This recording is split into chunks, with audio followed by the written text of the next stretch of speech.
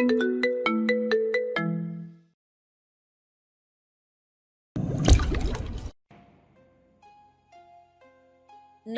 কি? ঠান্ডা লাগতেছে তাই ঠান্ডা বলছি। এখন আবার ঠান্ডা লাগলে আমি গরম লাগতেছে বলবো নাকি? তৌসির সালোয়ার মুড়ি যতটুকু উঠে ততটুকু উপরে তুলে নাঝার পাটা নিজের হাঁটুর উপর দিয়ে ভালো করে ঘষে ঘষে দিতে দিতে বলে। তুমি এমনি ফ্যাত ফ্যাত করো কেন? ভালো কথাই তো কইলাম। আপনি আমায় ন্যাকা কেন বললেন? কোন সাহসে এত বড় তকমা আমায় দিলেন? তৌসির দীর্ঘ শ্বাসের সাথে বলে। আচ্ছা আমার ভুল, আমি গাদ্দার বলতে কি নেকা বলছি। আমি ভেরি দুঃখিত, মাফ করুন আমাকে। নাঝা নিশ্চুপ হয়ে যায়, আর কোনো উত্তর দেয় না। তৌসির নাঝার পাগুলো ভালো করে ঘষে দিয়ে উঠে দাঁড়ায়, নাঝার হাতে টাওয়েল দিয়ে বলে। আমি যাই, তুমি গোসল করে নাও। নাঝা টাওয়েলটা হাতে নিয়ে তৌসিরের দিকে মুখ তুলে চেয়ে বোকার মতো করে জবাব দেয়। আপনি এখানে থাকুন, যাবেন কেন? তৌসিরের মেজাজ তুঙ্গে উঠে যায় এই কথায়। সে তীক্ষ্ণ স্বরে বলে। ধুর বদমাছিনি, তুই গোসল করবি আর আমি এখানে থেকে কি করবো? উত্তেজিত সিনারি দেখবো নাকি? নাজা তৌসিরের কথায় লজ্জা অনুভব করে, কারণ সে সেভাবে ভেবে বলেনি, মুখে এসেছে বলে দিয়েছে। নাজা আমতা আমতা করে বলে। থাক, আপনি যান। তৌসির আর কোনো বাক্য ব্যয় না করে ধীরে ধীরে বেরিয়ে আসে। দরজা আগলিয়ে দেয় কিন্তু লক করে না। নাজা তৌসিরের যাওয়ার পানে কিছুক্ষণ চেয়ে থাকে, ভেবে পায় না নাজার সাথে কিভাবে তৌসির এত নর্মাল ব্যবহার করছে। আজ এই 4 দিনে তৌসির ছোট্ট বাচ্চার মতো নাজাকে আগলে রেখেছে। সময় মতো খাওয়ানো, ওষুধ দেওয়া, চুল আশ্রে দেওয়া, নাজার পায়ে মালিশ করে দেওয়া, ইঞ্জেকশন দেওয়া হয়েছিল। তার প্রভাবে পায়ের রগগুলো ফাতফাতি করে। নাজা যতবার বলেছে পায়ে ব্যথা করছে, ঝিনঝিন করছে, ততবারই তৌসির বিনা দ্বিধায় ওর পায়ে মালিশ করে দিয়েছে। নাজা এই লোককে ঠকাতে পারবে না, না সম্ভব নয় তার পক্ষে তা। নাজা সিদ্ধান্ত নিয়ে নিয়েছে, সুস্থ হলে এই মিথ্যা জাল সে স্পষ্ট করবে। তৌসির খারাপ হলেও আজ অবধি নাজার প্রতি এক চুল পরিমাণ কোনো খারাপ বেশি করেনি। বিশ্বাসঘাতক জেনেও কলিজায় বেঁধে নিয়েছে। নাজা এক লম্বা শ্বাস ফেলে নিজেকে সামলে নিয়ে গোসল করতে মন দেয়। তৌসির বাইরে আসতেই নুমানের ফোন আসে তার কাছে। নুমানকে সে পাঠিয়েছে করিমগঞ্জ। সেখানে কিছু লোকাল পান্ডা আছে যারা নিজেকে গ্যাংস্টার দাবি করে। তারা তৌসিরদের কিছু ড্রাগের সাপ্লাই বন্ধ করে দিয়েছে। নুমান আর মিনহাজ বামা গেছে সেটা মেটাতে, কিন্তু এখন নুমান ফোন করে বলছে। ভাই সাহেব, এই নুরির বলারে তো মানতেছে না, মদের সাথ গুলা লাভ হইতাছে। তৌসিরের কপালের রগ ফুলে ওঠে। তেলাপোকার ভাব যখন হাতির সমান দেখতে হয় তখন আর কি বা হবে, রাগ উঠবেই স্বাভাবিক। তৌসির দাঁত চেপে বলে। সব টাইম না সিরানি খাঙ্কির বলাগো। মিনাজ মামা তো কিছু করতেও দিতেছে না। দেখ তোরা যে বালছেরা সের, কিন্তু মাল আমার যেন আস্ত পাই। মামারে ক চাপাতি দিয়া গলায় টান দিতে ক 2-1টার, দেখবি বাকিগুলো সোজা হইয়া যাইব। আচ্ছা দেখতেছি। আচ্ছা রাখ। ফোন কেটে দেয় তৌসির। ফোন কেটে ওয়াশরুমের দিকে পা বাড়ায় নাজাকে নিয়ে আসবে বলে, কিন্তু দেখে নাজা ধীর পায়ে বেরিয়ে এসেছে। গায়ে একটা বার্সেলোনা জার্সি আর কালো সালোয়ার পরা, চুলগুলো কোনো মতে টাওয়েলে পেঁচানো। তৌসির তাড়াতাড়ি নাজার সামনে গিয়ে দাঁড়ায়। নাজা ওকে দেখে হিসিয়ে বলে। আমি যেতে পারবো। তৌসির এই কথায় পাত্তা না দিয়ে সাবধানে নাজাকে নিজের বাহু বন্ধনে তুলে নেয়। তার কোলে নাজার নিস্তেজ দেহটা ধীরে সুস্থে ভর করে রয়। নাজা নড়ে না, চুপচাপ করে তৌসিরের বক্ষের মাঝে মাথা হেলিয়ে দিয়ে নাক টেনে। তৌসিরের শরীরে সে পুরুষালী ঘ্রাণ, এই ঘ্রাণ নাজার অত্যন্ত প্রিয়। এই ঘ্রাণের প্রতি সে অগাধভাবে আকৃষ্ট, যা অন্তরঙ্গ নয় কিন্তু অন্তর ঘনিষ্ঠ। তৌসির নাজাকে বিছানায় এনে বসায়। বসিয়ে নাজার চুলগুলো আলতোভাবে টাওয়ালের ভাঁজ নিয়ে মুছতে থাকে। নাজা তৌসিরকে ফিসফিসিয়ে বলে। তৌসির, আমায় কিছু দিনের জন্য বাড়িতে যেতে দিন। আপনি কেন অকারণে এত কষ্ট করবেন আমার জন্য? আর কেনই বা এত যত্ন? তৌসির চিরুনি নিয়ে নাজার ভেজা চুলের ফাঁকে চালিয়ে দিতে দিতে বলে। বউ কার তুমি? আমারই তো বউ। যখন আমার কষ্ট আমি করি, তোমারে বাড়ি পাঠাই আর তুমি সেখানে বসে নতুন পেলা নিয়ে এসে গাদ্দারি করো। গাদ্দারির কথাটা শুনে কলিজা খচ করে উঠে নাজার। সে নিরলসভাবে বলে। যখন জানেনই গাদ্দার, তাহলে এত কেন আদিক্ষেতা? কি হবে এইসব করে? আমি তো গাদ্দার, আমি তো খারাপ। এই খারাপের সঙ্গে সংসার করে ধ্বংস ব্যতীত কিছুই পাবেন না। তালাক দিয়ে দিন আমায়। তালাক? তালাকের কথাটা শুনে তৌসিরের ভেতর তোলপাড় শুরু হয়ে যায়। এত কিছু ঘটার পরও তৌসিরের একবারের জন্য মনে হয়নি ওকে তালাক দিতে হবে, অথচ নাজা নিজে এই বাণী বকতেছে। কি আশ্চর্য, কি নির্দয় এক বাণী। তৌসির শান্ত গলায় উচ্চারণ করে। ও আমার রূপসী নাগিন, তালাক আবার কি? আমি জানি তুই আস্ত একটা কাল নাগিনি, সবল তুই কথায় কথায় মারবি, তবে আমি তোর থেকে সবল খেতেও রাজি। নাজা এমন উক্তি শুনে আর কিছু বলে না, চুপ হয়ে যায়। তৌসির ওর চুল আঁচড়ে দেওয়া শেষ হলে বলে, বিছানায় দুপা তুলে বস। নাজা তৌসিরের কথা মতো পা তুলে বিছানায় বসে। এখন কি জন্য তুলবো জিজ্ঞাসা করলে আবারও বাজে কিছু শুনতে হবে। তৌসির ওয়ার্ড্রপের উপর থেকে জারা তেল নিয়ে নাজার দুপা মালিশ করে দিতে থাকে। নাজা শুধু আবিষ্ট চোখে তৌসিরের দিকে চেয়ে থাকে। এই মানুষটাকে কি করে সে ঠকাবে? না, সম্ভব নয় তার পক্ষে, এটা আর সম্ভব নয়। তৌসির নাজার পায়ের আঙ্গুলগুলো টেনে দিতে দিতে বলে। আরাম লাগছে? নাজা কোনো উত্তর দেয় না, সে মাথা নিচু করে বসে থাকে। তৌসির নাজাকে চুপ থাকতে দেখে হালকা ধমকে ওঠে। কি হইল, কথা কও না কেন? নাজা এমন ধমক খাবে আশা করেনি। সারা শরীর আলতো ঝাঁকি দিয়ে ওঠে নাজার এই ধমকের তীব্রতায়। নাজা তৌসিরের মুখ পানে চেয়ে দীর্ঘশ্বাস ছেড়ে বলে, হয়েছে, পা থেকে হাত সরিয়ে নিন। তৌসির নাজার কথায় সত্যি সত্যি হাত সরিয়ে নিয়ে উঠে দাঁড়ায় আর বলে, আমি গিয়ে খাবার নিয়ে আসি, তুমি বসো। নাজা বাধা দেয়। না, আনবেন না, আমি নিজে গিয়ে খাবো। তৌসির এই কথা শুনে বিরক্ত হয়। হাঁটতে পারতেছে না ঠিক মতো, সে নাকি নিচে গিয়ে খেয়ে আসবে। তৌসির গলার আওয়াজ শক্ত করে বলে, নাটক মারাস আমার লগে? পা মাটিতে ফেলে শক্তি নাই তোর, আর নিচে যাবি বলতাছস? তৌসিরের কথায় নাজাও কঠোর গলায় শুধায়। তো কি করব? আপনি আমার যত্ন কেন নেবেন? কি জন্যে নেবেন? আপনার বিবিজান রাতে একবার আর সকালে একবার এসে খোঁচান। একটু আগেও এসে বলে গেছেন আমি নাকি আপনাকে কালো জাদু করেছি, তাই আপনি আমার প্রতি এত আসক্ত। আমি মানলাম আমি বেঈমান, খারাপ আমি, তাই বলে এভাবে বলবেন যে জাদুটনা করে সে মুসলিম নয়, আমাকে আমার ধর্ম থেকেই কথা দ্বারা বের করে দিবেন। তৌসির নাজার করা অভিযোগগুলো শুনে মনে মনে ভাবে, বুড়ি নাগিন সুযোগ পাইলে আমার নাগিনের পেছনে পড়ে যায়, আর আমার নাগিন আমার সবল দেয়। তৌসিরেরও খারাপ লাগে কথাটা, তারপরও সে বলে, তুই যে কাম করছোস ওইটা পুরো বিবিজান জানলে এতক্ষণ তোর কবর দিয়ে দিত। তালুকদারে মাইয়া শুক্রিয়া আদায় কর, তেমন কিছু হয়নি। নাজার আগে চোখে তৌসিরের দিকে তাকিয়ে ক্রুদ্ধ গলায় বলে, তাহলে জানিয়ে দিন। বললাম তো মরণে আমার দ্বিধা নেই, আমি মরে যেতে চাই, মেরে ফেলুন, সব দোষ তো আমার। আপনি নিজের বিবিজানের দোষ দেখেন বা দেখেছিলেন পূর্বে? তৌসির নাজার দিকে কঠোর দৃষ্টিতে তাকায়। বড্ড সাহস হয়ে গেছে নাজার, যে বিবিজানের সম্পর্কে এমন ধারণাই তৌসির রাখে না সেসব কথা নাজা তাকে নিয়ে বলছে। তৌসির ঝাঁঝালো কণ্ঠে বলে, না দেখিনি, আর আমার বিবেচনার লগে নিজের তুলনা দিস না। ওনার পায়ের ধুলা সমান তুই না। খাবার আমি সিমরানে দিয়ে পাঠাই দিমু, চুপচাপ খেয়ে ওষুধ খেয়ে নিবি। আমার বাইরে যাইতে হইব। এই বলে তৌসির লুঙ্গির দুই কোণ হাতে তুলে নিয়ে কোমরে গুজতে গুজতে রুমের বাইরে চলে যায়। নাজা নিশ্চুপ বসে থেকে ঠিক করে সে খাবে না। কেন তার ভেতর থেকে এমন নীরব বিদ্রোহ আসছে সেই প্রশ্নের স্পষ্ট উত্তর সে নিজেও খুঁজে পাচ্ছে না। আসল সত্যটা হলো তৌসিরের সদ্য করা ব্যবহার নাজার অনুভূত হয়নি। নাজা যে খারাপ সেই সত্য সে নিজের কাছেও স্বীকার করে, তবুও তৌসির কেন এমন রূঢ় আচরণ করলো? যদিও তৌসিরের কাছ থেকে এই ধরনের কঠোরতা একরকম প্রত্যাশিত ছিল, তবুও কেন যেন আজকের আচরণটা নাজার পক্ষে মেনে নেওয়া কঠিন হলো। সম্ভবত তৌসির তাকে বড্ড বেশি আহ্লাদ আর যত্নে রেখেছে। ভালোবাসার এই উষ্ণ আস্তরণ ভেদ করে আসা এই তিক্ততা নাজার পক্ষে হজম করা সম্ভব হলো না। তার মনের মধ্যে কেবলই এক অবুঝ অভিমান জেঁকে বসল। তৌসির কুঠিরে এসেছে রুদ্র আর নাজেম চাচাকে নিয়ে পার্টি অফিসে যাবে বলে, কিন্তু এসে দেখে কেরামত আর নাজেম চাচা উড়াধুরা নাচতেছে আর রুদ্রকে বসে বসে তাদের উৎসাহ দিচ্ছে। এই নাচের কারণ কি?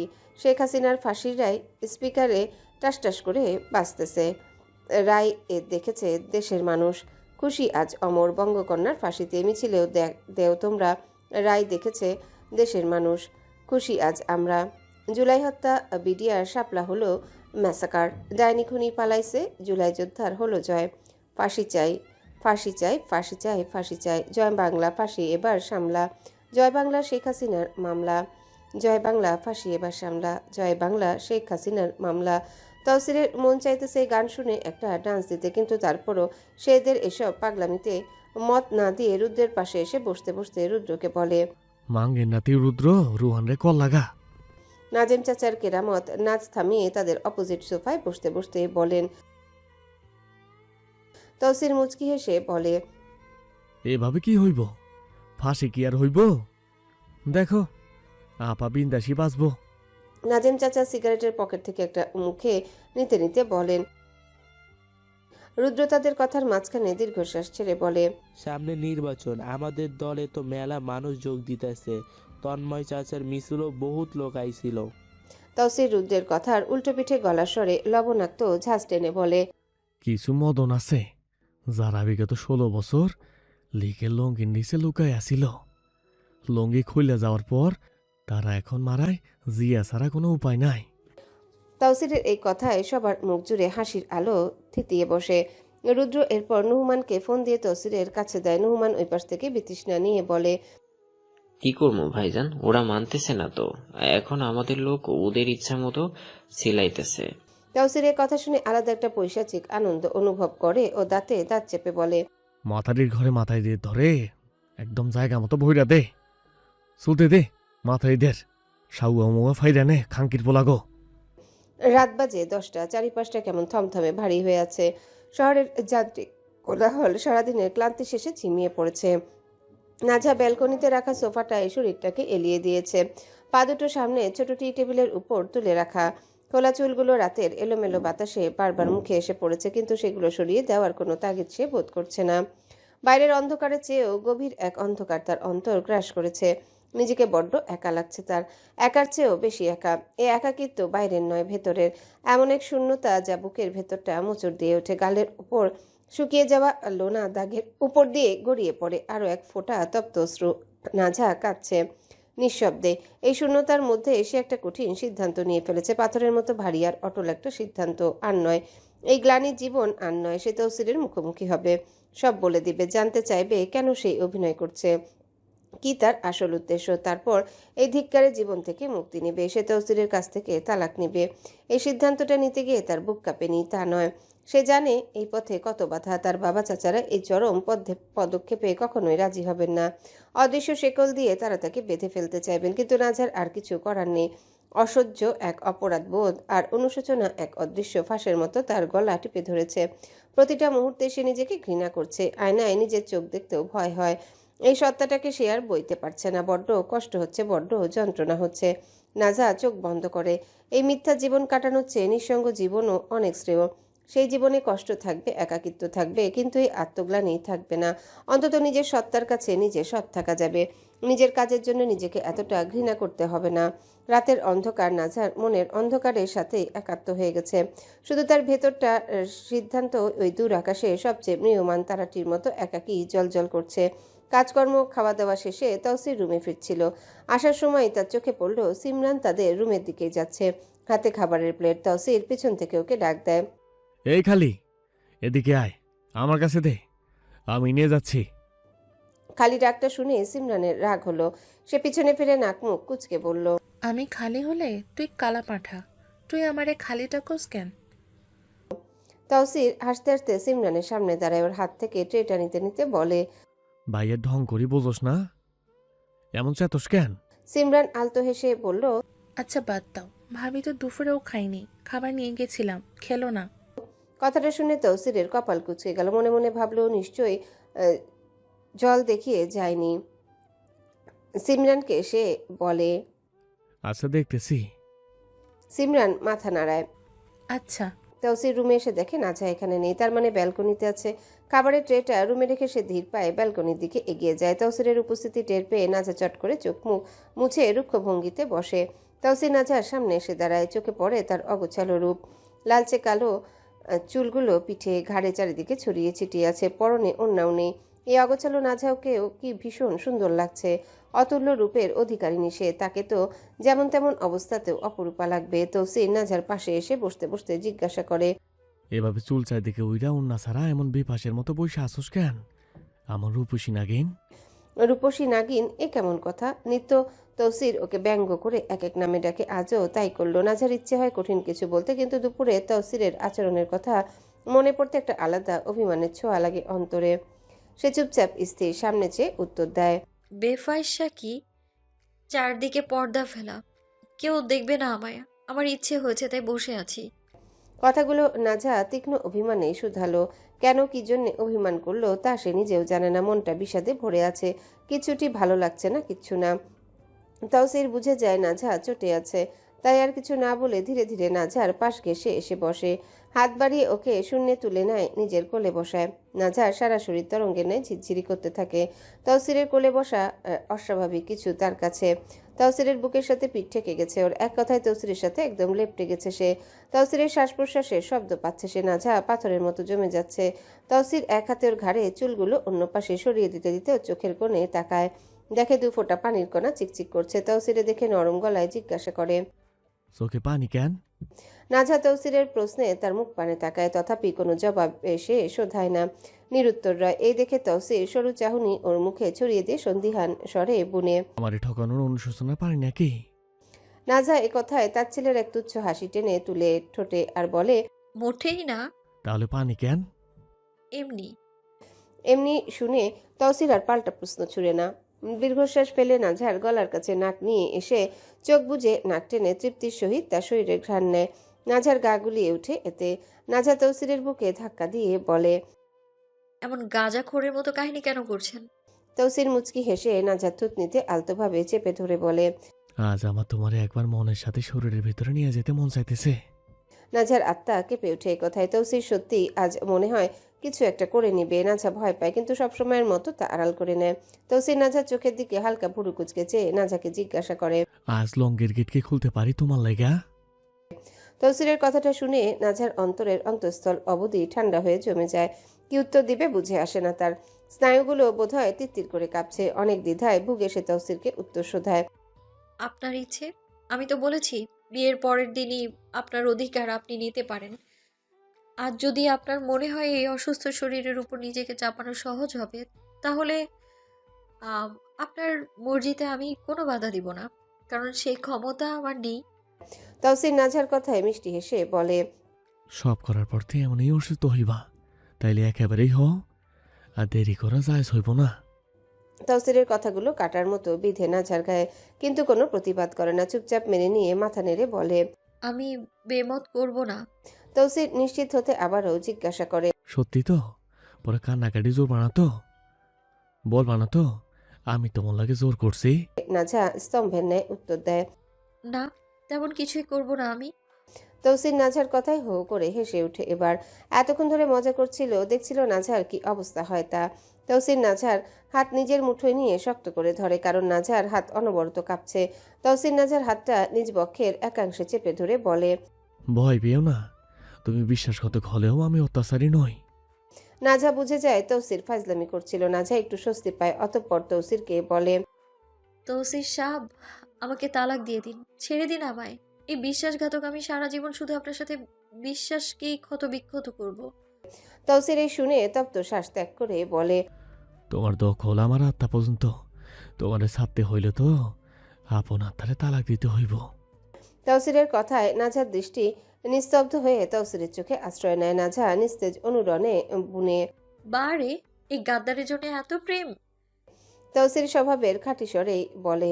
প্রেমের সাউয়া টাওয়া কিছু না, মায়া হতে পারে, আবার নিজেরও ভালো মতো জানে নাই কোন বাল। নাঝা বুক চিরে নিঃশ্বাসের ভার নামিয়ে বলে। কাউকে ভালোবাসার প্রথম স্তর হয়তো এটি। এমন অনুভব আমারও হয়েছিল যখন আমি তাকে ভালোবাসতে শুরু করেছিলাম। আপনি আমায় ভালো টালোবাসতে চান না, কারণ আমায় যেই ভালোবেসেছিল একটুখানি সুখে থাকতে চেয়েছিল, সেই বিরহে পড়েছে। তৌসির মুচকি হেসে মোহবিষ্ট চাহনি স্ত্রী নিবদ্ধ করে নাঝার মুখ পানে আর বলে। যারে ভালোবাসো তারে কি এখনো চাও? এখনো আশা রাখো কি? নাঝা তৌসিরের প্রশ্ন শুনে মুখ ঘুরিয়ে আকাশের দিকে তাকিয়ে বলে। এখনো চাই, খুব করে চাই। তাকে চাওয়ার, তাকে পাওয়ার তীব্র লালসায় মরি আমি। এই বলে তৌসিরের মুখ পানে চায়। তৌসির নিরুত্তর। নাঝা তৌসিরের কাছে এবার দুর্বল স্বরে জানতে চায়। তৌসির, বর্তমানে দাঁড়িয়ে সমাজের সব নিয়ম ভঙ্গ করে আমি কি আমার প্রিয় পুরুষটাকে পেতে পারি না? তৌসির নাঝার এই কথায় রাগ করে না, যদিও রাগ হয় তারপরেও তা অপ্রকাশ্য রেখে বলে। পেতে পারো? কিভাবে? তৌসির স্বভাবের খাঁটি স্বরে বুনে। এই তো কোনো এক রাতের বেলায় আমারে ঘুমের মধ্যে কুপাইয়া দয়ালের দরবারে পাঠাইয়া তুমি হারায় যাইবা তোমার লাঙ্গের হাত ধইরা। নাঝা জানতো এমন কিছুই তৌসির ওকে বলবে। ভীষণ রাগ হয় নাঝার। রাগের ঝাঁজে চোখ মুখ লাল হয়ে ওঠে। দাঁতে দাঁত পিষে তৌসিরের চোখের দিকে তাকিয়ে বলে। আপনি মিয়া একটা অসহ্য মানব। কোনো ভালো কথা আপনার জবানে নেই, আর না আছে ভালো দিক। তৌসির কিছু বলে না, মৃদু হেসে ক্ষয়িষ্ণু সুরভঙ্গিতে শোধায়। আমার কোনো ভালো দিক নাই। আমি সর্বদিক মিলাইয়া আমি মানুষটা ভারী মন্দ। এতে নাজহার কেন জানি কিছুটা খারাপ লাগে। ওর বলা উচিত হয়নি যে তৌসিরের কোনো ভালো দিক নেই। নাজহার কোনো বাক্য শোধায় না, চুপচাপ নিজের ভেতরে গুটিয়ে যায়। তৌসির নাজহার কপালে পড়া বেবি হেয়ারগুলো কানের পাশে গুজে দিতে দিতে জিজ্ঞাসা করে, আমার এই যন্ত্রণা না দিলে তুমি শান্তি পাও না? ভাত খাও নাই কেন? নাজহা কি বলবে এখন? বলবে কি আপনার উপর অভিমান করে খায়নি এটা বলবে? আপনি কেন আমার সাথে অমন আচরণ করলেন? আপনার যাওয়া কি এত জরুরি ছিল? আমাকে খাইয়ে গেলে কি হতো? কথাগুলো নাজহার বুকের গহীনে চাপা রয়ে সে শান্ত গলায় বলে, আমি খেয়েছি, রুমে প্লেট থাকতো না, না খেলে। প্লেট নেই, দেখুন গিয়ে। তৌসির নাজহার এই মিথ্যাতে বড়ই বিরক্ত। তিক্ত সুরে তৌসির বলে, এই বাহিন যুদ্ধের নাতনি, মিথ্যা বলস কেন? তুই খাস নাই, আমি ভালো করেই জানি। গালি খেয়ে নাজহাও ছ্যাদ করে উঠে। তো খাইনি তো খাইনি, এতে এত কথার কি? এই বিশ্বাসঘাতক আমি না খেয়ে মরে গেলে আপনার কি তাতে? তৌসির স্পষ্ট খুঁজে পায় নাজহার কথায় অভিমানের আঁচ। নাজহার গালে টুপ করে একটা চুমু খেয়ে জিজ্ঞাসা করে, দুপুরের করা আচরণের জন্য রাগ করছস? না, কেন করবো রাগ? আমি কে আপনার, আর আপনি বা কে আমার? তৌসির বিরক্তিতে উচ্চারণ করে, তোমার সাউয়া ঝাল আছে জানি, কিন্তু এত ঝালে ভরা তা তো জানতাম না। নাজহার চোখ রাগে লাল বর্ণের রং ধারণ করে। সে ক্রোধ নিয়ে বলে ওঠে। মুখ সামলে কথা বলুন। তৌসিরও তেরামি করে উত্তর দেয়, তুমি তোমার সাউয়া ঝাল সামলাও। আপনি এত অশ্লীল কেন? এভাবে গালাগালি কেন করছেন? তৌসির নাজহার থুতনিতে হাত রেখে বলে, তুই সিনালগিরি করবি আর আমি গালি দিলেই দোষ? মন তো চাইতেছে এমনি এক টান আর অমনি আর এক টান দিয়া তোরে ফাইরা নিতে। ওষুধ একবেলা না খাইলে কি ক্ষতি হইব তুই জানোস? কত টাকার ওষুধ জানোস না? টাকার কথা শুনে নাজহা তৌসিরের কাছ থেকে সরে যেতে চায় আর বলে, টাকার খোটা দিচ্ছেন? বলুন কত টাকা, দিয়ে দিচ্ছি। ছোট লোক কোথাকার, ছি।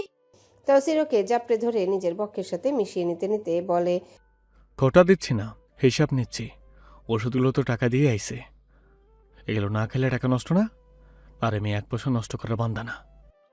নাজহা উঠে যেতে চাইলো, কিন্তু তৌসির ওকে যেতে দিল না। উল্টো নিজের সাথে আষ্টে পিষ্টে লেপটে নিয়েছে।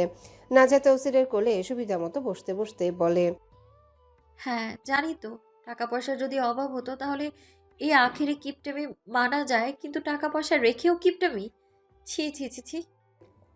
তৌসির নাজহার পরনের জার্সিটা ধীর হাতে উপরে তুলে উন্মুক্ত পেট, পিঠে, কোমরে হাতের উষ্ণ স্পর্শ এঁটে দিতে দিতে বলে, আমার কাছে অতিরিক্ত কোনো টাকা পয়সা নেই, যা আছে সীমিত, তাই ব্যয় না করে আয় করার চেষ্টা করি। নাজহা তৌসিরের কথায় উত্তর দিবে কি, ও চেঙ্গি মাছের মতো ছটফট করতে থাকে।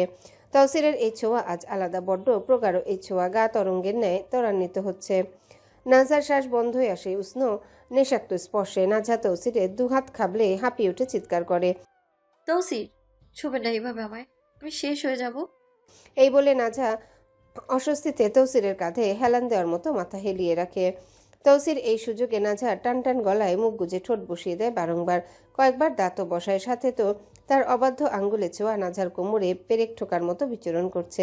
নাজহার শ্বাস নিতে খুব কষ্ট হচ্ছে এখন। তৌসিরের দাড়ির আঘাতগুলো বড্ড অসহনীয়, খুব কষ্টে ঠোঁট নাড়ায়। তৌসির ছাড়ুন, স্বস্তি পাচ্ছি না।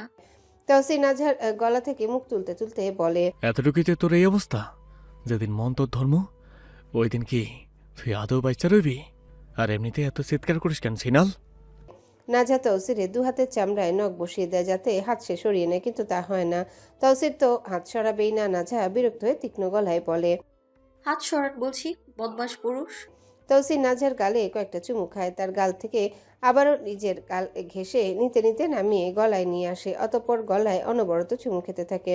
নাজহা হাত ঘুরিয়ে তৌসিরের চুলগুলো মুঠো করে ধরে চোখ বুজে চিৎকার করে ওঠে। তৌসির মুখ সরান, দাড়ি দিয়ে লাগছে। তৌসির নাজহার কথায় মুখ তুলে নিয়ে ওকে বলে। তা একটা কথা জেগাইবার আছে। নাজহা ছটফট করতে করতে বলে, কি? তৌসির ওর পেট থেকে এবার হাত সরিয়ে নিয়ে ওকে স্বস্তি দেয়। নাজহা এতে শান্তির শ্বাস ছেড়ে ঠিক হয়ে বসে। নাজহা ঠিক হওয়ার পর এবার সরু চোখে তার দিকে তাকিয়ে তৌসির জিজ্ঞাসা করে, আমার ডয় থেকে কত টাকা নিছেন ম্যাডাম, একটু কম তো? টাকার কথা শুনে নাজহা অন্যদিকে চোখ ঘুরিয়ে নেয়। ধরা খেয়ে গেল। তৌসিরদের বাড়িতে কাজ করে একটা ছোট্ট ছেলে, পড়াশোনাও করে টুকটাক, বাড়ির কাজও করে, ফোরে পড়ে। নাজহার কাছে বিকেলে এসে আবদার ছিল, ভাবি আমার 20টা টাকা দেন, আমি পেন্সিল কিনবো। নাজহা তৌসিরের ড্রয়ার খুলে। তখন ড্রয়ারে একটা ছেঁড়া 10 টাকার নোট আর 20 টাকার নোট ছিল। নাজহা সেই 20 টাকায় মাজেদকে দিয়ে দিয়েছিল, কিন্তু এখন নাজহা তা স্বীকার না করে বলে ওঠে, আমি ওসব টাকা পয়সার কথা জানি না। ডাকাতের বাচ্চা, আমার ডয়ারে 400 টাকা ছিল। কি করছিস এগুলো? 400 টাকা? এটা শুনে নাজা তৌসিরের দিকে চোখ বড় বড় করে তাকিয়ে বলে, মিথ্যে বলছেন কেন? মাত্র 30 টাকা ছিল। আমি 20 টাকা মাজেদকে দিয়েছি, সে পেন্সিল কিনবে। তৌসির হেসে বলে, এই কথা আগে কইলে কি হইতো? আর শোনো, এমনি কারো টাকা দিও না। 20 টাকা হইল আমার রক্ত পানি করা টাকা। না, দিব না। হারকিপটে বদমাশ লোক কোথাকার। তৌসির নাজার ঘাড়ে মুখ গুজে দিতে দিতে বলে, হইছিল টাকা তিনি। তাড়াতাড়ি রুমে আয়, ভাত খাবি? না, আমি খাবো না। তৌসির ওর কথায় পাত্তা দেয় না। নিজের ইচ্ছে মতো গলায় গালে ঠোঁটে চুমু খেয়ে ওকে বাহু বন্ধনীতে আবদ্ধ করে নিয়ে আসে রুমে। খাবারের প্লেট নাজার সামনে রেখে বসতে বসতে বলে, খেয়ে নাও, রাগ করলে তোমার ক্ষতি, আমার না। নাজাও আর রাগ দেখায় না। খিদেতে পেট জ্বলছে, সাথে তৌসিরের ওপর রাগটাও কমেছে। নাজা কারো হাতে খাবার খায় না। হসপিটালে যখন ছিল তখনও কাপা কাপা হাতে নিজ হাতে খেয়েছে, তারপরেও কারো হাতে খায়নি। তৌসির অনেকবার মুখে তুলে দিয়েছে, কিন্তু না, সে নিজের হাত ব্যতীত কারো হাতের খাবার গিলতে পারে না। এই এখনও খাবে, নিজ হাতে খাবে। খাওয়া দাওয়ার পর্ব শেষ করে নাজা অজু করার জন্য ওয়াশরুমে ঢুকে। তৌসির নিচে গেছে খাবারের ট্রেগুলো রেখে আসতে। অজু করে নাজা যখন ঘরে পা রাখে দেখে তৌসির ততক্ষণে ফিরে এসেছে। ইদানিং নাজা একটা বিষয় খুব স্পষ্ট করে টের পাচ্ছে, তৌসির বেশ দ্রুত ঘুমিয়ে পড়ার তাড়া দেখায়। অথচ বিয়ের পর প্রথম দিনগুলোতে সে তার সঙ্গীদের সাথে কত রাত অবধি জেগে থাকতো, টুকিটাকি গল্পে বা নিচেও খুনছুটিতে সময় কাটাতো। এখন সে আড্ডার সময়টা কমে গেছে, হয়তো নাজার জন্যে আড্ডাতে যায় না। তৌসির শান্তভাবে দরজাটা বন্ধ করে দেয়। কক্ষের একমাত্র আলোটাও নিভিয়ে দিতে ঘরটি প্রগাঢ় অন্ধকারে ডুবে যায়। মৃদু অন্ধকারে তৌসির নাজার দিকে এগিয়ে আসে। তাকে কথা বলার সুযোগ না দিয়ে এক মুহূর্তের মধ্যেই নাজাকে আলতো করে কোলে তুলে নিয়ে সে বিছানায় চলে আসে। নাজাও বিনা বাক্য ব্যয়ে তৌসিরের উষ্ণ বুকের আশ্রয়ে মাথা রেখে চোখ বুজে নেয়। তৌসিরের শরীরে চেনা প্রিয় ঘ্রাণটা মন ভরে নিঃশ্বাসের সাথে টেনে নিতে থাকে। নাজা মনের গভীরে একটা প্রশ্ন বহুক্ষণ ধরে ঘুরপাক খাচ্ছিল। প্রশ্নটা করা উচিত হবে কি না সেই দ্বিধায় মন সায় দিচ্ছিল না। কিন্তু সন্দেহ নামক কীট একবার মনে ঢুকলে সহজে শান্তি মেলে না। শেষে অনেক দ্বিধাদ্বন্দ্বের পর তৌসিরের বক্ষ থেকে মাথা তুলে তার মুখের দিকে চেয়ে নাজা মনের বিরুদ্ধে গিয়েও শেষমেশ একটা প্রশ্ন করেই ফেলল। আচ্ছা তৌসির, আপনাদের পরিবারে কি কেউ তামিলের আছে? তামিল শব্দটি শোনা মাত্র তৌসিরের দেহের অভ্যন্তরে মুহূর্তে এক শীতল স্রোত বয়ে যায়। রাগে তার দম প্রায় বন্ধ হয়ে আসার জোগাড়। তার ইচ্ছায় নাজাকে ঠাটিয়ে একটা চর বসিয়ে দিতে কিভাবে সে এই প্রসঙ্গ তুলল, কিন্তু এমনটা করলে নাজার সন্দেহ আরও বাড়বে। এই চিন্তা মাথায় আসতে তৌসির নিজেকে ইস্পাত কঠিন করে সামলে নেয়। মুখমণ্ডলে সামান্যতম উদ্বেগের ছাপও না ফুটিয়ে যথেষ্ট স্বাভাবিক থাকার ভান করে তৌসির উত্তর ধারণ করে, না, আমাদের বাড়িতে তেমন কেউ নাই। তৌসিরের এমন মিথ্যা উত্তরে নাজা চুপসে যায়। সে জানে শিকদার পরিবারে একজন তামিল বংশোদ্ভূত মানুষ আছেন, আর তৌসির সজ্ঞানে তাকে মিথ্যা বলছে। নাজা এখন নতুন এক বিপত্তিতে পড়েছে। যদি তৌসির কিছু একটা আঁচ করে নেয়, যদি তার জিজ্ঞাসা করার উদ্দেশ্য ধরে ফেলে, দ্রুত পরিস্থিতি সামাল দিতে এবং তৌসিরের মনোযোগ সেই সন্দেহ থেকে সরিয়ে অন্যদিকে ঘোরানোর জন্য নাজা মরিয়া হয়ে একটা ফন্দি খুঁজতে শুরু করে। তখনই তার চোখ পড়ে তৌসিরের ওষ্ঠের দিকে সুগঠিত ঠোঁট জোড়া। ঠোঁট দেখেই নাজার মনে এক দুষ্টু পরিকল্পনা জন্ম নেয়। দ্বিধা ঝেড়ে ফেলে সে তৌসিরের বুকে হাত দিয়ে ভর দিয়ে ওঠে এবং তৌসিরের মুখের উপর মুখ নিয়ে আসে। নাজাকে হঠাৎ এমন আগ্রাসী হতে দেখে তৌসিরের ভ্রু কুচকে আসে। বিস্ময় নিয়ে বলে, কি লো সিনাল, ঘুমাইতে না তুই? নাজা মুচকি হেসে বলে, আমি একটা জিনিস ট্রাই করি। তৌসিরের কপালে ভাঁজ ফেলে জিজ্ঞাসা করে। কিতা? নাজা ঠোঁটের কোণে এক ঝলক মিষ্টি হাসি টেনে ধরে। এরপর তৌসিরকে আর কিছু বলার সুযোগ না দিয়ে তার দুই গাল শক্ত করে চেপে ধরে সে ভারী আন্তরিকতায় চোখ বুজে নিজের ঠোঁট বসিয়ে দেয় তৌসিরের রুক্ষ আবহে গড়া টান টান স্বাভাবিক রক্তিম আভাযুক্ত ঠোঁটে। তৌসিরের চোখ দুটো প্রথমে বিস্ময়ে বড় হয়ে গেলেও দ্রুতই বিস্ময়ে এক উষ্ণ উত্তেজনায় পরিণত হয়। সে বিশ্বাসই করতে পারছে না নাজা আজ এত অকপটে তাকে চাইছে। তৌসির এক হাতে নাজার ঘন খোলা চুলগুলো মুঠো করে ধরে, আর অন্য হাতের কোমরের ডান অংশটা পরম নির্ভরতায় চেপে ধরে। নাজা আবেগে একের পর এক চুম্বন এঁকে যাচ্ছে তার ঠোঁটে। তৌসিরও নিজেকে সংবরণ না করে এই ভালোবাসায় পূর্ণ সায় দিচ্ছে। তাদের ঘনিষ্ঠতা যখন চরম উষ্ণতার দিকে যাচ্ছিল, ঠিক সেই মুহূর্তে নাজা সুযোগ বুঝে এক গাল থুতু তৌসিরের মুখে পুরে দেয়। এই আকস্মিকতায় তৌসিরের দম আটকে যাওয়ার জোগাড়। থুতু তার গলা পর্যন্ত চলে গেছে। তৌসির হতভম্ব হয়ে তীব্র বিতৃষ্ণা এক ধাক্কায় নাজাকে নিজে থেকে সরিয়ে দিয়ে দ্রুত উঠে বসে। সে দ্রুত খাট থেকে নেমে মুখ ভর্তি থুতু ডাস্টবিনে ফেলে দেয়। এরপর গড়গড়িয়ে কুলি করে মুখ ধুয়ে পরিষ্কার করতে করতে নাজার দিকে তাকায়। দেখে নাজা এখনো পাশে বসে ঠোঁট মুছতে মুছতে মিচকি মিচকি হাসছে। তৌসির কুলি করে গ্লাস জায়গা মতো রাখতে রাখতে চূড়ান্ত বিরক্তি আর অবাক হওয়া মিশেলে বলে, ধর বেটি, খবিস নাকি? কি করলি তুই? একদম যা ইচ্ছে তাই। নাজা এই কথায় চোখ বড় করে বলে। আমি একটা রিলসে আজ এটা দেখেছি তাই ট্রাই করলাম। আর আপনি এইভাবে করলেন? ওখানে তো নায়ক আরো খুশি হয়। তৌসির নাজার চোখে চোখ রেখে বলে। তার মানে তুমি সারাদিন ফোনে এইসব চুম্মা চাটি এইসব দেখছো সে তালুকদার মাইয়া সে। তৌসিরের এমন নাক সিটকানো দেখে নাজার অভিমান হলো। আরে আমি দেখি না এইসব, এমনি সামনে এসেছিল। তুমি যা দেখবা তাই আইব। তুমি এইসব রোমান্স দেখো তাই আইছে। নাজা মুখ বাঁকিয়ে বলে। হ্যাঁ দেখি তো, আপনার সমস্যা। তৌসির নাজার গাল টেনে ধরে, কিছুটা শাসন আর কিছুটা সোহাগে সুরে বলে। বয়স এখনো হয়নি 18, তুই এইসব দেখোস? লজ্জা করে না তোর? নাজা এবার তৌসিরের এ কথার জবাবে হালকা কঠিন স্বরে কিন্তু মনের চাপা খুব উগরে দিয়ে বলে। তাহলে এটা আপনি কেন বোঝেন না? আমার বয়স হয়েছে এসব করার, হ্যাঁ? যে আপনি হঠাৎই কথাবার্তা ছাড়া শুরু করে দেন আমার সাথে। আমি কি করলাম? কেন ওই সময় সোফায় বসে কি করেছেন? তৌসির ভ্রুকুচকে কিছুক্ষণ চুপ থেকে মৃদু হেসে বলে। ওহো, তার মানে এই সব কটাই তখনকার সময়ের প্রতিশোধ। হ্যাঁ। এখন প্রতিশোধ নেওয়া শেষ হলে ঘুমাও। আচ্ছা। নাজা আচ্ছা বলে নিজের বালিশে শুতে যাবে তার আগে তৌসির দ্রুতগতিতে বিছানায় উঠে ওকে টেনে নেয়। সে নাজাকে নিজের বুকের মধ্যে জড়িয়ে ধরে নিয়ে শুয়ে পড়ে। নাজার অভিমান মুহূর্তে কর্পূরের মতো উবে যায়। সেও তৌসিরের বুকে মাথা রেখে নিশ্চিন্তে সে ধীরে রয়। রাত এখন শেষ প্রান্তে, নিস্তব্ধ অন্ধকারে তৌসিরের শরীর ঘামে ভিজে একাকার। ক্ষণে ক্ষণে শিউরে উঠছে সে। অবচেতন মনের গহীনে চলছে এক ভয়াবহ দুঃস্বপ্নের আনাগোনা। চোখের সামনে ভেসে উঠছে এক নারকীয় দৃশ্য। মেঝের উপর লুটিয়ে আছে এক নারীর বিবসনা দেহ। লেলিহান অগ্নিশিখা গ্রাস করছে তাকে। অদূরে একটা টেবিলের উপর নিথর হয়ে পড়ে আছে আরেক নারীর নগ্ন শরীর। আর এই বিভীষিকার পাশে কেউ একজন আর্তনাদ করছে। বিকট সেই চিৎকার, ভাষাটা তামিল। ঘুমের ঘোরেই তৌসিরের ঠোঁট নড়ে ওঠে সেই আর্তনাদের প্রতিধ্বনি। তার কণ্ঠেও বিড়বিড় করে বেরিয়ে আসে। তৌসিরের অস্ফুট আর্তনাদ আর গোঙানির শব্দে নাঝার কাঁচা ঘুমটা ভেঙে যায়। অজানা আতঙ্কে বুকটা ধক করে উঠে তার। তৌসিরের বুকের উপর রাখা মাথাটা দ্রুত তুলে নেয় সে। নিজের জার্সির ভেতর থেকে তৌসিরের হাতটা আলতো করে সরিয়ে খানিকটা দূরে সরে বসে তার থেকে সরে তারপর কান পেতে বোঝার চেষ্টা করে কি বলছে মানুষটা। ভাষার কিছুই বোধগম্য হলো না তার। তবে এটুকু বুঝতে বাকি রইল না যে তৌসির ঘোরের মধ্যে তামিল ভাষায় প্রলাপ বকছে। তৌসিরের শ্বাস প্রশ্বাস তখন দ্রুত, ভারী, বুকটা হাঁপড়ের মতো ওঠানামা করছে। নাজার এক মুহূর্ত দেরি করে না, তড়িৎ গতিতে তৌসিরকে ধাক্কা দিয়ে প্রবল ঝাঁকুনি দেয় সে। কণ্ঠে একরাশ ভীতি আর উদ্বেগ নিয়ে ডেকে ওঠে। কি হলো আপনার তৌসিফ? এমন কেন করছেন আপনি? তৌসিরের ঘুমের ঘোর ভেঙে আসছিল। তার উপর নাঝার আকস্মিক ধাক্কায় যেন বিদ্যুতের মতো চমকে সে উঠে বসে। কপালে জমে থাকা শীতল ঘাম মুছে নিয়ে সে চারিপাশে এক পলক তাকায়। তারপর নাঝার বিস্ময় ধরা চোখের দিকে তাকিয়ে কণ্ঠে তীব্র অস্থিরতা নিয়ে জানতে চায়। তোকে আমি কিছু করিনি তো? কই তোরি? আমি মানিনি তো তোমায়? তৌসিরের এই অদ্ভুত প্রশ্ন আর অস্থিরতা দেখে নাঝা হকচকিয়ে যায়। আমতা আমতা করে সে শুধু বলে, না তো। তৌসির নাঝার ভয়ে ফ্যাকাশে হয়ে যাওয়া মুখটার দিকে এক মুহূর্তের জন্য তাকায়। সেই দৃষ্টিতে কোনো মলিনতা নেই, বরং এক আশ্চর্য নির্মলতা। ধীরে ধীরে বিছানা ছেড়ে নেমে সে পাশে টেবিল থেকে খালি জগটা হাতে নিয়ে নাঝাকে বলে।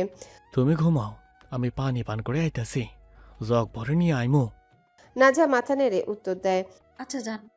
তৌসির এক দীর্ঘশ্বাস ফেলে ঘর ছাড়তে দ্রুত নিঃশ্বাস ফেলে নাঝা। বালিশের নিচ থেকে সে তড়িঘড়ি ফোনটা বের করে মাস্টার চাচ্চুকে কিছু একটা বার্তা পাঠায়। দরজার আড়ালে দাঁড়িয়ে সব দেখে তৌসির। সে যায়নি, এখানেই দাঁড়িয়েছিল। নাঝা আবারও বিশ্বাসঘাতকতা করছে। তৌসিরের নিশ্চিত ধারণা ঘুমের ঘোরে তার মুখ থেকে বেরিয়ে আসা তামিল প্রলাপ নিয়ে নাঝা কাউকে গোপন খবর দিচ্ছে।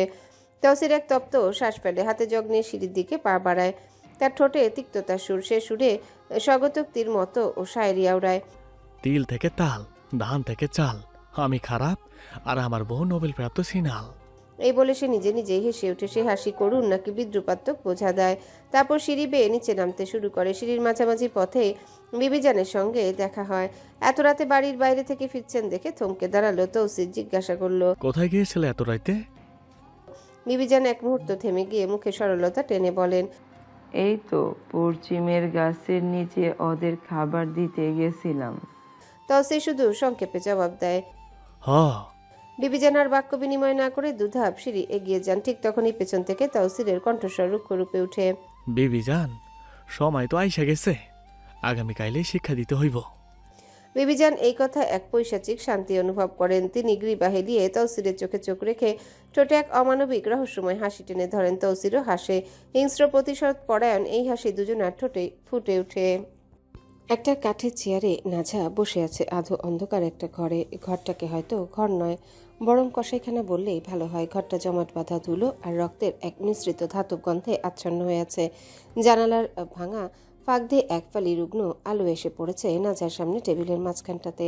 নাঝার চোখ যখন পুরোটা খুলে নেশার ঘোর কাটে, তখন প্রথমেই তার দৃষ্টি আটকে যায় টেবিলের উল্টো দিকে তার সামনে চেয়ারে বসে থাকা মানুষটার দিকে। তাকে দেখে এক নিমিষে নাঝার দেহ ও মন স্থবিরতার নিবিড় কুয়াশায় ডুবে যায়।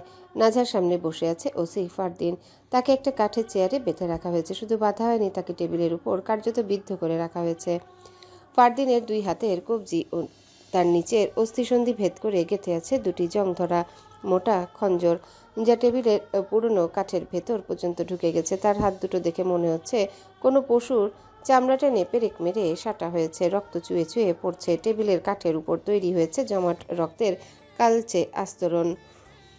যন্ত্রণায় ফারদিনের কপাল বেয়ে ঘাম ঝরছে, ওর পেশিগুলো কাঁপছে, কিন্তু মুখ দিয়ে একটা শব্দ বের করছে না সে, কারণ ও জানে এই নরক থেকে বাঁচতে হলে এই নীরবতা বজায় রাখতে হবে। প্রতিটা গোঙানির শব্দ তার গলার ভেতর আটকে গিয়ে শ্বাসরোধ করছে।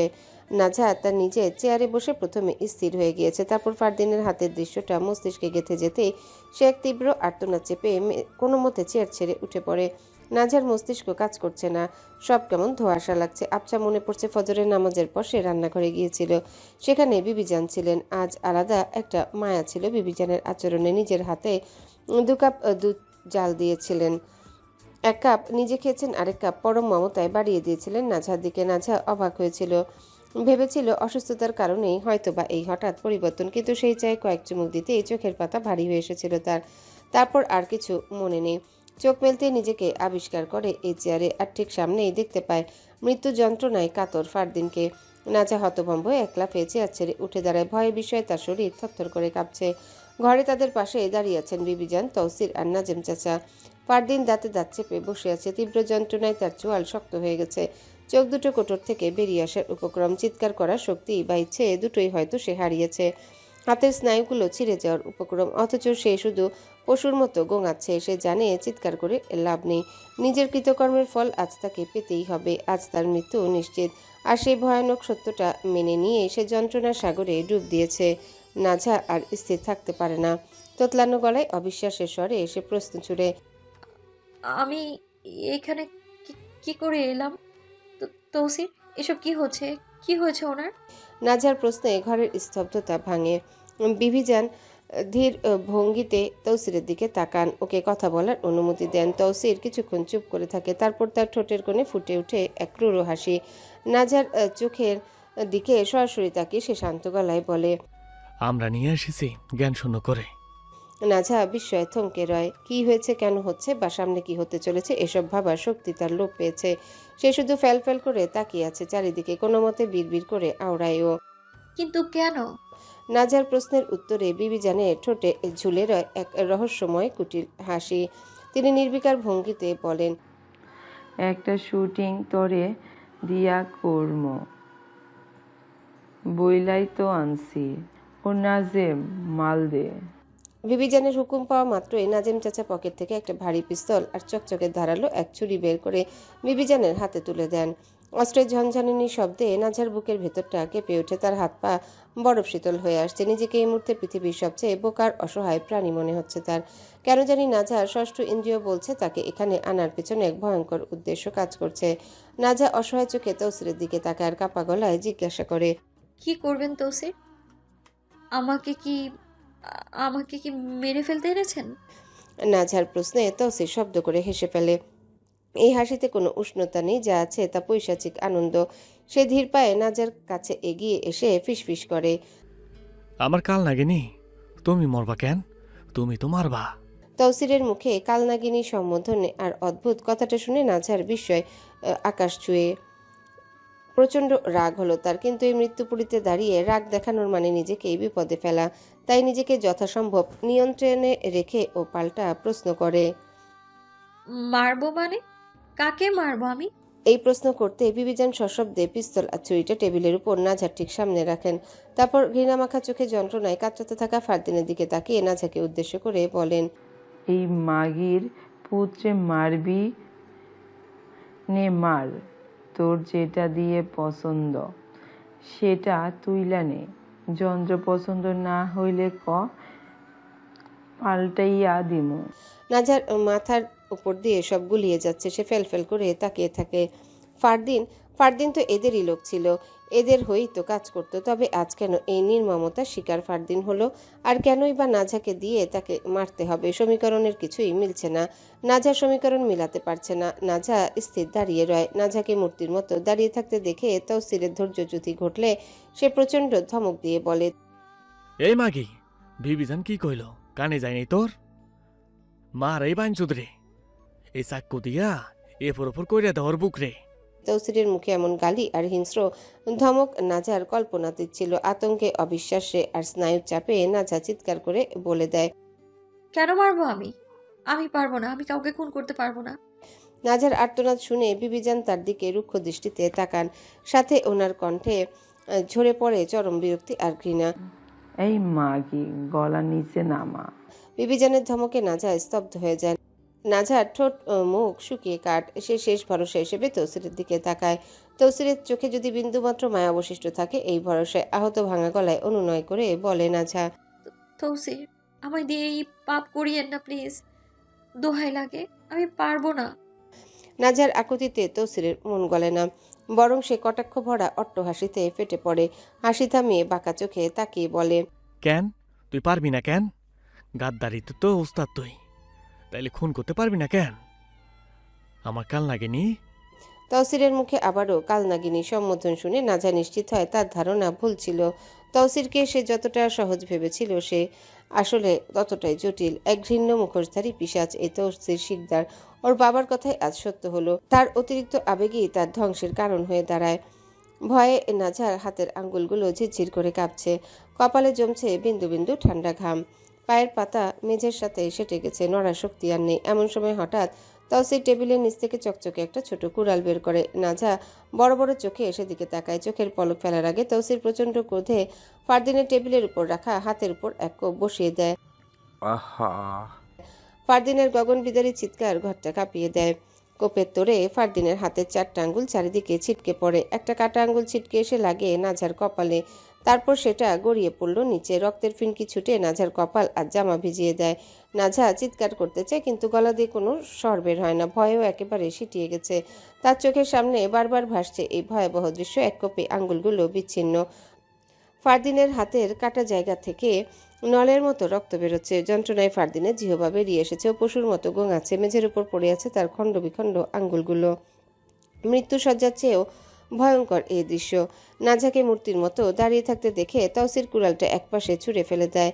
এরপর কোমর থেকে নিজের পিস্তলটা বের করে সোজা নাজার দিকে তাক করে। সাক্ষাৎ যমদূতের হুকুমের মতো হুকুম করে। হয় তুই গুলি করে ওরে মার, নয়তো তুই মর। নাজা কাপা কাপা চোখে ঘৃণা নিয়ে তৌসিরের দিকে তাকিয়ে বলে, আমি আমি খুন করতে পারবো না, আমাকেই মেরে ফেলুন। তৌসিরের ধৈর্যের সীমা শেষ হয়ে যায়। ও আবার হুঙ্কার দেয়, টেবিল থেকে পিস্তল হাতে নে আর ওকে মার।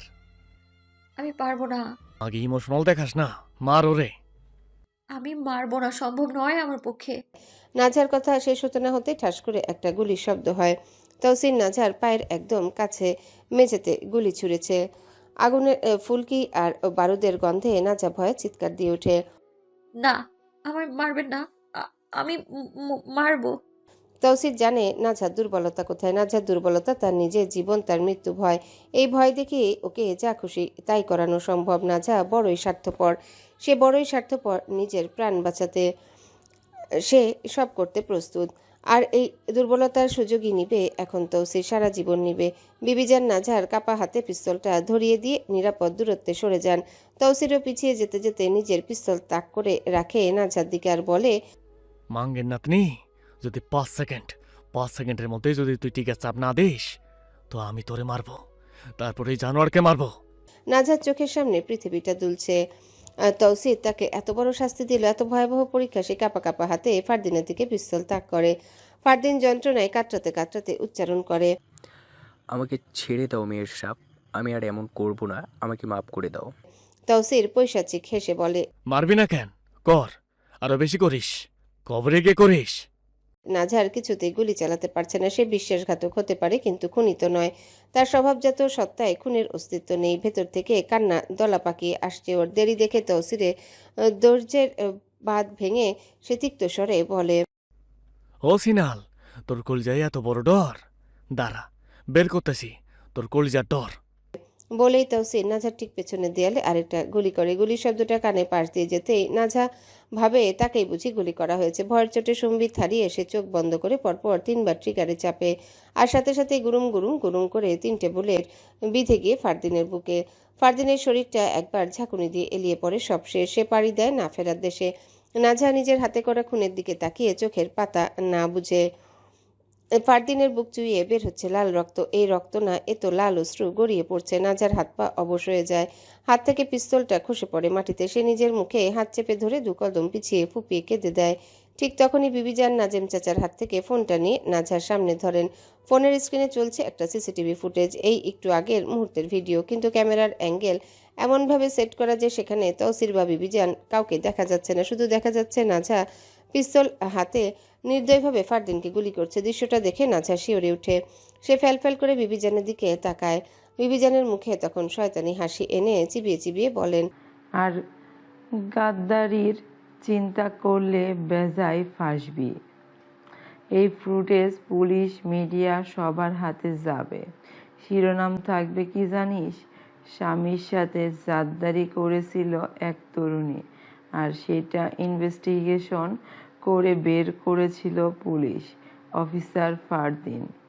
তাই নিজের পাপ ঢাকতে সেই তরুণী তার বাপ চাচার সাহায্যে অফিসারকে ধরে এনে খুন করে দেয়। বুঝলি মাগি? নাজহা সব শুনে ঠিকই, কিন্তু ওর যে কথা বলার শক্তি নেই। ওর কলিজাখানা যে ছিঁড়ে কয়েক খণ্ডে রূপান্তর হয়ে গেছে। তৌসির তার সাথে এমন গেম খেললো, যাকে সে আপন ভেবেছিল সে তাকে এভাবে ফাঁসালো। নাজহা কাঁপতে কাঁপতে বিড়বিড় করে। আমার সাথে এমন কেন করলেন? বিবিজান এবার এগিয়ে এসে নাজহার পাশে দাঁড়ান। পরম আদরে তার চুলে হাত বুলিয়ে দিতে দিতে স্বাভাবিক কণ্ঠে বলেন, নাটক করিস না, আমি সব জানি। তোর কি মনে হয় আমার নাতি, আমার তসির আমার থেকে কিছু লুকাবে? তুই তো মাত্র 2 দিন হইছে আইসস, তোর প্রতি এত প্রেম দেখাবো? মনে রাখিস, এই নুজরাহানের অনুমতি ছাড়া শিকদার বাড়িতে একটা পোকাও মরে না। বলেই হঠাৎ বিবিজান নাঝার চুলের মুঠি শক্ত করে ধরলেন। হ্যাচকা টানে নাঝার মাথাটা পেছনে হেলে যায়। ব্যথায় চোখ বুজে কপাল কুঁচকে আর্তনাদ করে ওঠে নাঝা। ওহ, ব্যথা! তৌসির নাঝার আর্তনাদ শুনে 1-2 কদম এগিয়ে এসে বিবিজানকে চোখ দিয়ে ইশারা করে ওকে আঘাত করতে না করে। বিবিজান তার এই দরদ দেখে নাঝার চুলের মুঠি ধরে দাঁতে দাঁত চেপে তৌসিরের দিকে নাঝাকে ছুঁড়ে মারেন আর বলেন, কি পাইছিস এই গাদ্দাম মাগির মাঝে? তোর এত দরদ সাউয়া উতলাইয়া পড়ে? ধাক্কা খেয়ে নাঝা টলে এসে তৌসিরের বুকে আছড়ে পড়ে। তৌসির সাথে সাথে 2 হাতে আগলে ধরে নেয় নাঝাকে। নাঝা মুখ তুলে ছলছল চোখে তৌসিরের দিকে তাকায়। আহত কণ্ঠে জিজ্ঞাসা করে, আপনি আমার সাথে এমনটা করতে পারলেন তৌসির? আমি স্বপ্নেও ভাবিনি এমন করবেন আপনি। নাঝার এই প্রশ্ন শুনে তৌসির নাঝার চোখে চোখ রেখে নাঝার মাথায় হাত বুলিয়ে বিকৃত হেসে বলে, আমি 420 সম্ভব, যোগ্য সবে আমি করতে পারি। এরপর একটু থেমে আবারও বলে, তোর কি মনে হয় তোর ওই লোভনীয় রূপ ঝরা রূপ দেখা আমি পাগল হইয়া সব ভুইলা যামু? তোর মতো এমন শতরূপ ঝরা মাগির দিয়ে হবে বেচা কিনা করি আমি? তুই ছোট বইলা তোরে স্নেহ করতাম, কিন্তু তুই তো গাদ্দার, খালি গাদ্দারি আমার লাগে করলি। নাঝা তৌসিরের কথা স্তব্ধ হয়ে যায়। ওর হৃৎপিণ্ডখানা খান খান হয়ে যাচ্ছে।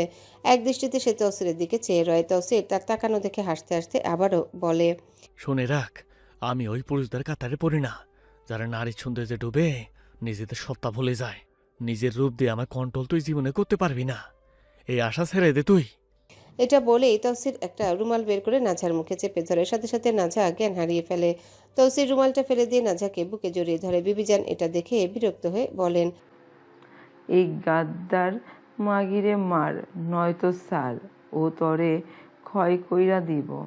তৌসির বিবিজানের মুখের দিকে তাকায়। তারপর ক্ষীণ হেসে অচেতন নাঝাকে আরো শক্ত করে নিজ বক্ষে চেপে ধরে তাচ্ছিল্যের হাসি দিয়ে বলে, আমি জানি ও খারাপ, ও গাদ্দার, কিন্তু কি করার আছে আমার? আমার বউ তো খারাপ হইলেও আমার, ভালো হইলেও আমার। আমারই তো আমারই। আমি ওরে না ছাড়তে পারুম না মারতে পারুম। ব্যথা হয়, বড্ড ব্যথা ধরে বুকে ও আঘাত পেলে। এই বলেই নাজাকে তৌসির কোলে তুলে নিয়ে বেরিয়ে যায়। বিবি যেন বের হওয়ার আগে নাজেম চাচাকে বলেন। ওর কিডনি বের কইরাইস। নাজেম চাচা উত্তর দেন। তৌসির নাজাকে সাবধানে বাড়িতে নিয়ে আসে এবং সরাসরি নিজেদের শোবার ঘরে নিয়ে গিয়ে বিছানায় শুইয়ে দেয়। নাজার কপালে, হাত ও জামায় যে রক্ত লেগেছিল তা একটা ভেজা তোয়ালে দিয়ে মুছে দেয়। যদিও সে চাইলে নাজার পোশাকও বদলে দিতে পারত, কিন্তু তা করলো না, কারণ নাজার জ্ঞান নেই বলে তার অনিচ্ছায় তার শরীর দেখা বা পোশাক পাল্টে দেওয়াকে তৌসির ঠিক মনে করলো না। তাই শুধু রক্তের দাগ মুছে দেওয়ার কাজটিই করলো। নাজাকে যে ওষুধ দিয়ে জ্ঞান শূন্য করেছিল সেটার প্রভাব 3 ঘন্টার বেশি সময় ধরে থাকবে। তাই নাজা আরও কিছুক্ষণ জ্ঞান শূন্য অবস্থাতেই থাকুক। নাজার পরিচর্যার পর তৌসির নিজের হাত মুখ ধুয়ে মুছে নেয়। তার হাতেও রক্ত লেগেছিল। তৌসির ঠিক করেছে এখন আর গোসল করবে না, সোজা চলে যাবে খেতে। এখন অগ্রহায়ণ মাস, চারিদিকে ধান কাটার ধুম পড়েছে। তবে তৌসিরদের বাড়ির নিয়মটা একটু আলাদা। ধান কাটার মৌসুমে তারা খুব একটা বাইরে লোক বা মজুর লাগায় না। বাড়ির পুরুষরাই হাত লাগিয়ে ফসল ঘরে তোলে। তৌসির নিজেও মনে প্রাণে একজন কৃষক, তাই সুযোগ পেলে সে ক্ষেতের কাজে মন দেয়। এর পেছনে অবশ্য একটা বড় হিসেব আছে। বর্তমানে একজন মজুর খাটতে গেলে দিনে অন্তত 800 টাকা গুনতে হয়। অন্যের হাতে টাকা তুলে দেওয়াচ্ছে নিজের কাজ নিজে করে সেই টাকাটা বাঁচানোই বুদ্ধিমানের কাজ। তাই নিজের খেতে নিজে কৃষিকাজ করে সে। তৌসিরের জীবনে যে বিশেষ কিছু লক্ষ্য বা উদ্দেশ্য রয়েছে তার মধ্যে অন্যতম হলো মিতব্যয়ী হওয়া এবং ভবিষ্যতের জন্য অর্থ সঞ্চয় করা। তালুকদার বাড়ির দিক। তালুকদার বাড়ির বিশাল অট্টালিকা আজ ভুতুরে নিস্তব্ধতায় মোড়া। এক অদৃশ্য কালো ছায়া নেমে এসেছে পরিবারটির উপর। ইকরাবের ছোট বোন ইয়ারাকে জিন ধরেছে। ইয়ারার বয়স সদ্য 14 পেরিয়েছে। বয়ঃসন্ধির চঞ্চলতা এখনো তার চোখে মুখে আছে, কিন্তু গত কয়েকদিন ধরে সে আর সে আগের ইয়ারা নেই। তার আচরণে এসেছে অমানবিক পরিবর্তন, দৃষ্টিতে হিংস্রতা। বুঝতে বাকি রইল না কোনো অশরীরী শক্তি বা জিন ভর করেছে তার উপর। বাড়ির বড় ঘরটাতে থমথমে পরিবেশ এখন। আতর আর লোবানের ধোঁয়ায় আচ্ছন্ন হয়ে গেছে চারিপাশ। মাঝখানে বসে আছে ইয়ারা, তাকে ঘিরে বসে আছে বাড়ির মুরব্বীরা এবং ইকরাব। সামনে বসে দোয়া পড়ছেন একজন অভিজ্ঞ হুজুর। তিনি জিন চালান দিয়ে কথা বলার চেষ্টা করছেন।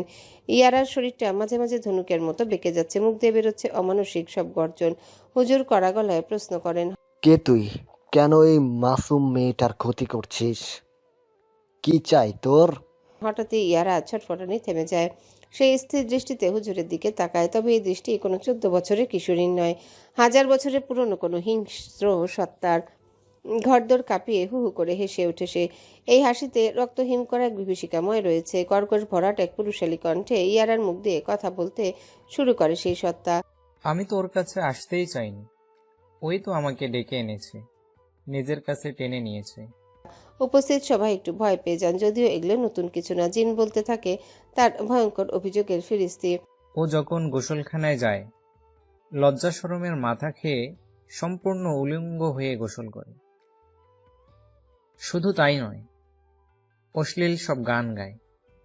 সেই সুর আর তার নগ্ন শরীর আমাকে চুম্বকের মতো আকর্ষণ করেছে। আমি থাকতে পারিনি দূরে। একটু থেমে আবারও বিভৎস হাসি দিয়ে গলার স্বর নামিয়ে ফিসফিস করে বলে। ও তো পবিত্র থাকে না, নিজের ঋতুস্রাবের রক্ত ভেজা কাপড়গুলো না ধুয়েই বাথরুমে জমিয়ে রাখে। সে রক্তের গন্ধে আমি মাতাল হই, আনন্দ পাই। সেই গন্ধে পাগল হয়েই আমি ওর ঘাড়ে চেপেছি। ইকরাবের বাবা মা লজ্জায় আর ভয়ে মাটির সাথে মিশে যাচ্ছেন, কিন্তু জিন থামে না। সে একে একে ইয়ারার অসতর্ক জীবনযাপনের কথা বলে যেতে লাগে। রাতে যখন সে ঘুমায় তার শরীরে ঠিকমতো কাপড় থাকে না, অর্ধ উলঙ্গ হয়ে শোয়। এই সুযোগে আমি তার আরো কাছে আসার সাহস পেয়েছি। সে অতিরিক্ত সুগন্ধি মাখে। এই তীব্র ঘ্রাণ আমার মতো সত্তাকে পাগল করে দেয়। আয়না, সারাক্ষণ সে আয়নার সামনে দাঁড়িয়ে নিজেকে দেখে। নিজেদের রূপ নিয়ে এই বাড়াবাড়ি আমার সহ্য হয় না, তাই আমি তাকে ধরেছি। আর তার ওই লম্বা চুল, সে সব সময় চুলগুলো খোলা রেখে বাতাসে উড়িয়ে হাঁটে। খোলা চুলের ওই দোলায় আমি বাধা পড়ে গেছি। হঠাৎ ইকরাবের দিকে তাকিয়ে জিনটি বলে। তাই তো ভাই, তুই কি খেয়াল করিসনি? সূর্য ডোবার সময়, ঠিক মাগরিবের আজানের সময়ও চুল খুলে বারান্দায় বা ছাদে হাঁটতো। ও জানে না ওই সময়টা আমাদের বিচরণের সময়। খোলা কালো চুল যখন বাতাসে ওড়ে, তখন জিনের বাদশা হলেও নিজেকে আটকে রাখতে পারে না। আমি তো সাধারণ এক জিন মাত্র, ওর চুলের ফাঁদে আমি আটকা পড়েছি।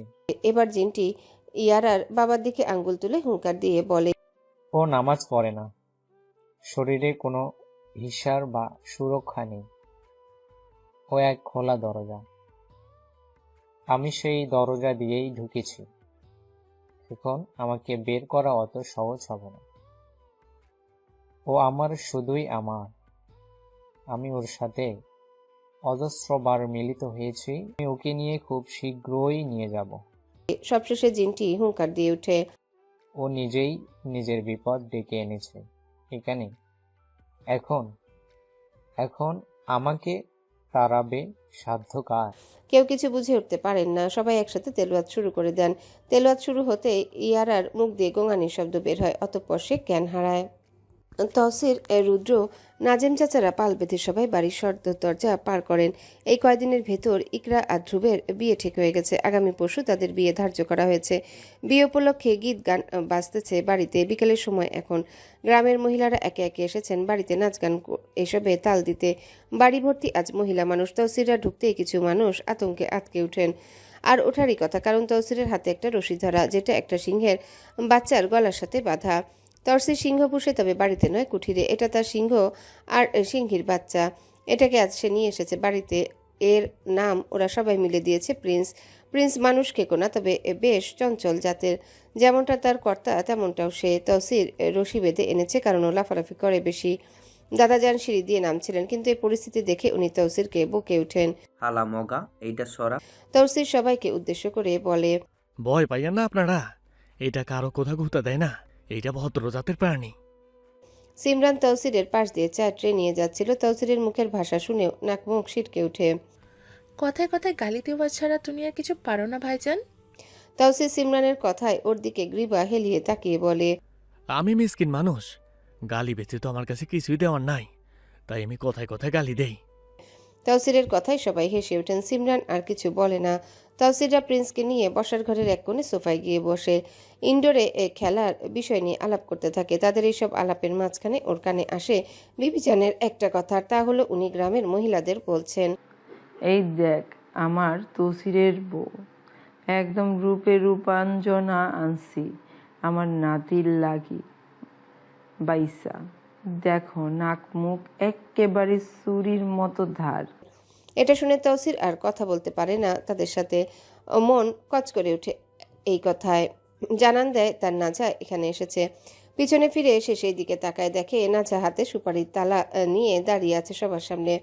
আজ নাজা একটা গাঢ় পান্না সবুজ রঙের সালোয়ার কামিজ পরেছে। কামিজের গলা, হাতের কাফ এবং নিচের অংশে রূপালি সুতোর কাজ করা। মাথার ড্রেসের সাথে মিলিয়ে একই কালারের সিল্ক অর্গানজা বড় দুপাট্টা টানা।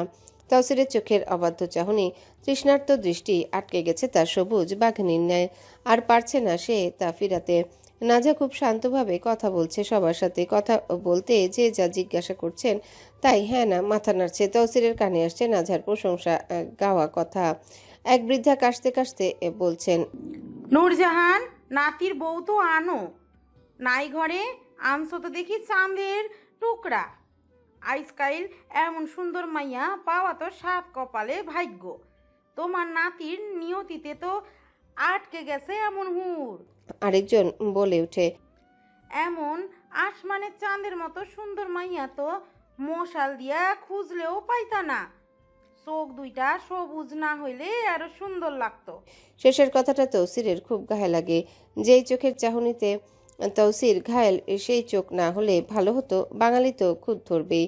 তহসিরের রাগ হয়, খুব রাগ হয়। এর মাঝে কেউ একজন বলে, নয়া বউয়ের হাতে তো দেখি মেহেন্দি টেন্দি নাই, আনো লাগাইয়া দেই দেবরের বিয়া উপলক্ষে, সেও একটু পরে নিক। বিবিজান সহমত পোষণ করে হেসে বলেন, হ্যাঁ হ্যাঁ লাগাও লাগাও। আমার নাতনির নাম হাতে লেখা দাও একেবারে গাঢ় কইরা। এই বলে বিবিজান নাজার হাত ধরে টেনে এনে সবার মাঝখানে সোফায় নাজাকে বসিয়ে দেন। নাজার সারা অঙ্গ ঝলসে যাচ্ছে, এসবে সে কিছু করতে পারছে না, ইজ্জতের ভয়ে আর প্রাণের ভয়ে। বিবিজান ওকে তৈরি করে নিয়ে এসেছেন, এখানে আসার আগে জব্বর হুমকি দিয়ে নিয়ে এসেছেন। তালাতে মেহেদি নিয়ে আসেন সিমরান। নাজার কাঁদতে ইচ্ছা হচ্ছে, চিৎকার করে কাঁদতে ইচ্ছা হচ্ছে এই অত্র কাহিনীতে। ভালো লাগছে না তার এগুলো, একদমই না। নাজার মানসিক অবস্থা বিপর্যয়ের চরমে। সকালবেলা যে হাত লাল করেছে রক্তে, সে হাত এখন লাল করবে মেহেদিতে, তাও তৌসিরের নাম দিয়ে। না, নাজার পক্ষে সম্ভব নয়। নাজার বিপর্যয় থামানোর বৃথা চেষ্টায় মাথা নিচু করে আমতা আমতা করে বলে, হ্যালো বন্ধুরা, পরবর্তী পার্ট খুব তাড়াতাড়ি আসবে, তো সবাই অপেক্ষায় থাকো। আর চ্যানেলটি যারা এখনো সাবস্ক্রাইব করোনি তারা পরবর্তী পার্ট দেখার জন্য চ্যানেলটি সাবস্ক্রাইব করে রেখো। ধন্যবাদ সবাইকে, আমাদের সাথেই থেকো।